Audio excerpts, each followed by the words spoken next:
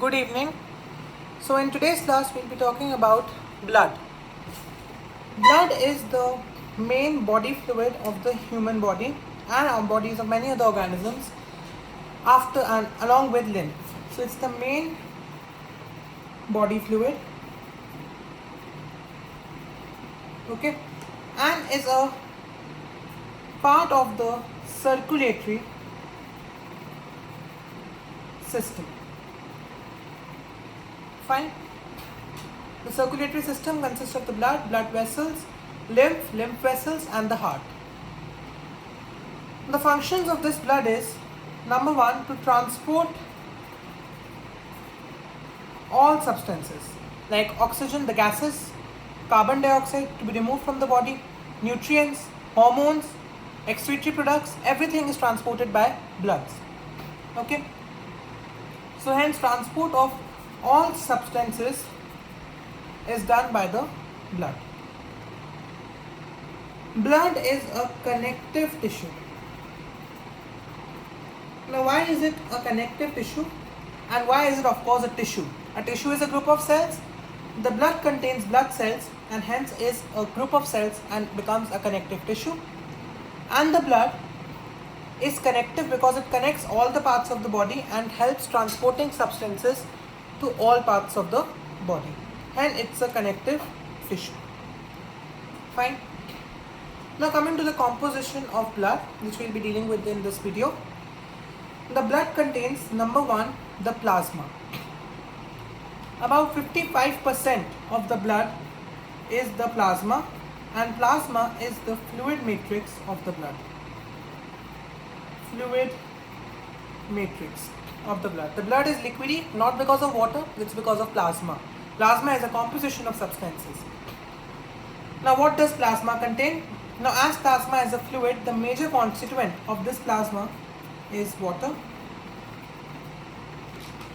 The plasma also contains all the blood cells and all the proteins in the blood. The blood has many proteins which we will be discussing now, and all of them together are a constituent of the plasma. And this plasma only is the medium of transport.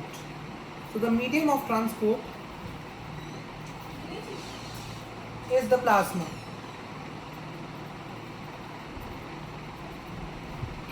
Fine. Now coming to the next composition, the blood proteins. There are three types of proteins I would say, which are present in the blood. These include fibrinogen. Fibrinogen from the name is composed of many fiber-like structures, and the function of fibrinogen is coagulation or clotting of blood. Clotting. Okay. Now why is clotting required? Suppose we have an injury, external blood loss. To prevent that injury, blood clotting is required so that the blood loss from that injury is reduced to minimum. Because otherwise the injury will continue to let go of blood and the body will be drained of blood, and ultimately it can lead to very harmful consequences. Okay. So to prevent that, blood clotting is a very important, which is done with the help of this fibrinogen and a blood cell called platelet. We'll talk about that as well. Now coming to the next type of protein. The next one is globulin. Globulin again aids a blood cell WBC for immunal responses. Immunal responses. That means it is responsible for health related issues, to kill the pathogens of the body, or in order to sustain any allergy, okay, or to strengthen the immune system. The globulins come into play. Lastly are the albumins. Now we all know water is a lot important for our body and we cannot survive without water. But the concentration of water in the body, the concentration of water which is moving out as urine or sweat, is also very important to be maintained. To maintain that water concentration, and that process is called osmolarity or osmoregulation. Osmo for water, regulation for maintenance, is aided by albumin. So osmoregulation. Break this into two words, osmo and regulation. Osmo means water, regulation means regulating or maintaining the concentration. So for maintaining this water concentration, we have albumins which are doing the important function of osmoregulation. Okay. Now coming to the most interesting and the another most important part, the blood cells. Now blood cells are of three types as we know: erythrocytes, RBC. RBCs are also called erythrocytes, sites for cell. Leukocytes, WBC, the white blood cells, and thrombocytes called the platelets. Fine. All of these blood cells are produced in the bone marrow. Bone marrow is the house or the birth house of the blood cell, the womb of the blood cell. Okay, all of them. So coming to the first one, RBC. Okay. Now RBC, as we talk about, is the red blood cell and has the shape called biconcave. It is biconcave in shape.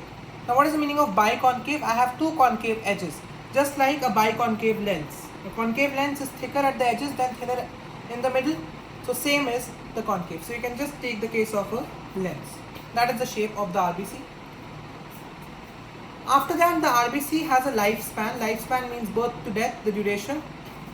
The lifespan of RBC is 120 days, the natural lifespan. After this 120 days, the RBC dies and it goes to a graveyard, just like organisms after their death are cremated. The RBC is also cremated in a graveyard, which is called the spleen.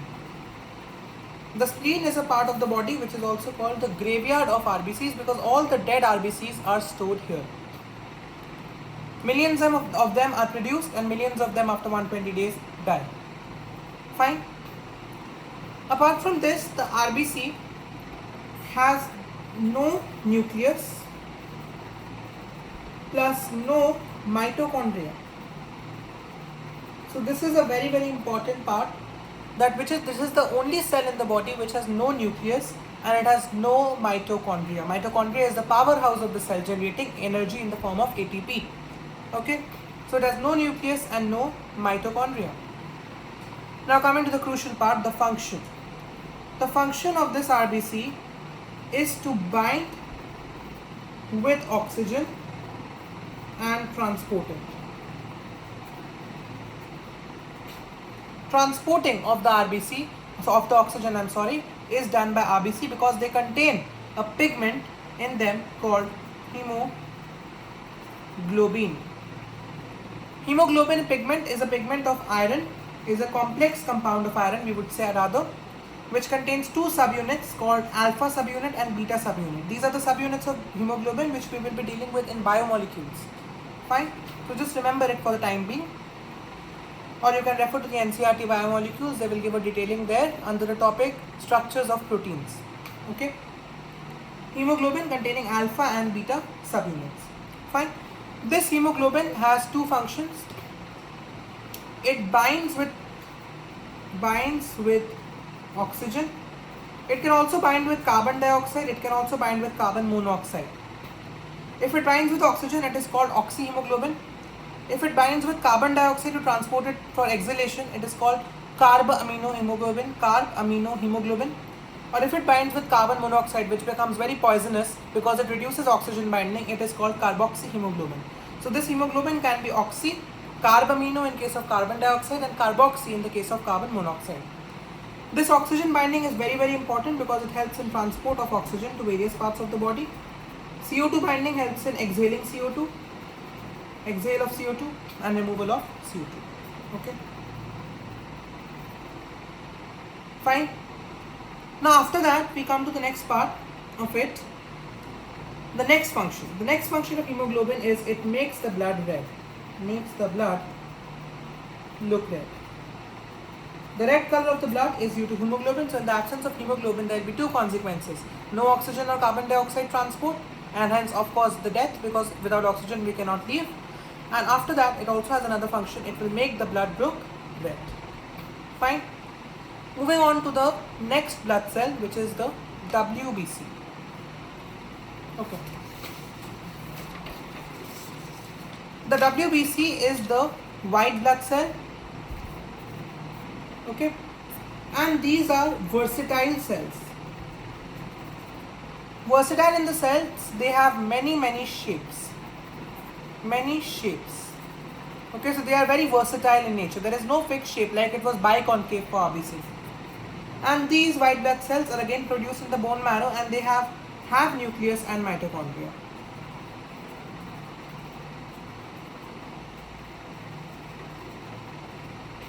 Okay. Now a very important part, classification of the WBC. How do we classify WBC? Because white blood cells are of many types. As I told you, they have many shapes, so hence they have many types, and each type providing a function. The general function of WBC, of course, is they are responsible for immunity and fighting the pathogens. These are called granulocytes and they are called agranulocytes. Fine. Granulocytes will have certain granules on the cell surface, the small dot-like structure. So if this is a RBC, a WBC, and I have some granules, this will fall into the category of granulocyte. Alright. These granulocytes further are classified into three categories: neutrophils, eosinophils, basophils. Agranulocytes have been divided into two categories: lymphocytes, which are very important, and monocytes. Fine. So again, let's revise this hierarchy first and then let's go to the function, because it is very important that we know the hierarchy of the division before understanding the function. So again, WBC is the white blood cell which are of versatile shapes, and they can be classified as granulocytes, okay, which have granules on the surface, and agranulocytes which don't have the granules. Granulocytes can be neutrophils, eosinophils, and basophils, whereas agranulocytes can be lymphocytes and the monocytes. Okay. Now coming to the function. Okay. I hope till here it's clear. Neutrophils and monocytes have the function of fighting pathogens.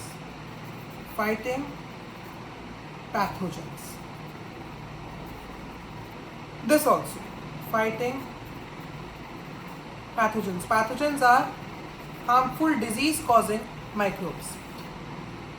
Alright. Now basophils are responsible for inflammatory responses.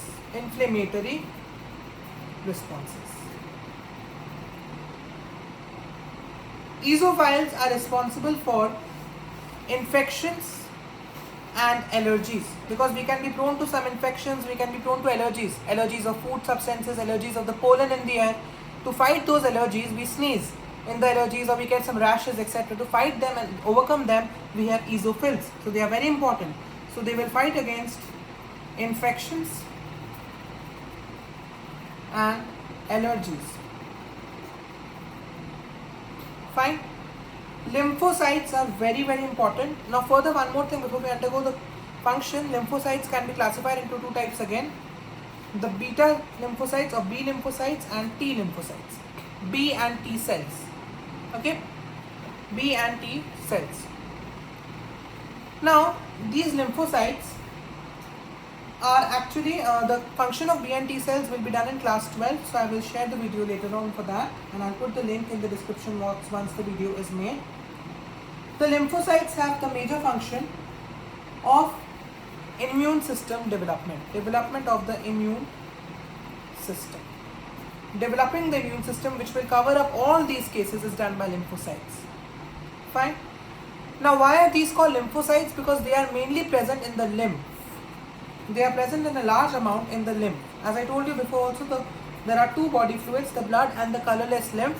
The lymph contains a lot of lymphocytes which are responsible for immune system development. Fine. So this was about the WBCs and their classification. One more important point: the neutrophils are the most abundant WBC and basophils are the least abundant WBC. So the most abundant is neutrophils and basophils is the least abundant WBC. Coming to the last one, thrombocytes. Just a second. Thrombocytes. Thrombocytes are the platelets and they have the major function of coagulation of blood, which basically means blood clot. And as I told you before also, the blood coagulation is very important because it prevents excessive blood loss due to any cut, any external injury, etc., which is very, very crucial for the body to sustain itself. Fine. One more point of thrombocytes is the thrombocytes are small fragments. Okay, small fragments in the blood, small cell fragments. And these thrombocytes are actually produced from another kind of cell called the megakaryocyte. Megakaryocytes. What are megakaryocytes? Now, as I told you before also, the blood cells are produced in the bone marrow. In the bone marrow, there are these special megakaryocyte cells which secrete the thrombocytes or the platelets. Okay? And they are small cellular fragments secreted by megakaryocytes. Sometimes as an MCQ or an objective question in competitions and boards and even your school exams, this megakaryocyte word is very important.